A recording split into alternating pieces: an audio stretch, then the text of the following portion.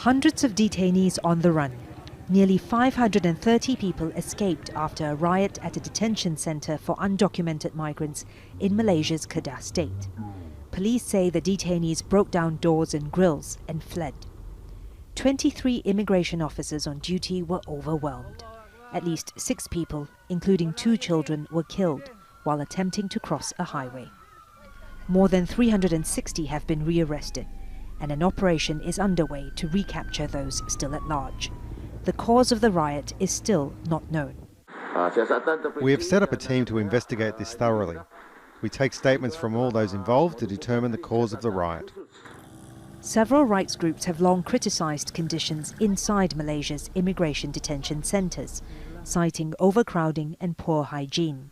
A Rohingya activist who was a refugee in Malaysia. People will never choose to take such a risky journey unless the situation in the detention center is dire. To my knowledge, I'm aware that it is often very difficult to have adequate and appropriate access to food or medication or other basic needs. Police say those who escaped are Rohingya. Malaysia is a popular destination for the mainly Muslim Rohingya, seeking to escape persecution in Myanmar or life confined to refugee camps in Bangladesh. They pay human smugglers and risk their lives on dangerous sea voyages for the chance of a future somewhere else. Yet those who arrive here aren't necessarily better off.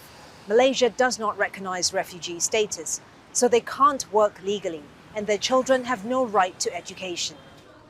Malaysia hosts more than 100,000 Rohingya who are registered with the UN Refugee Agency. But there are thousands more who remain undocumented after arriving here illegally.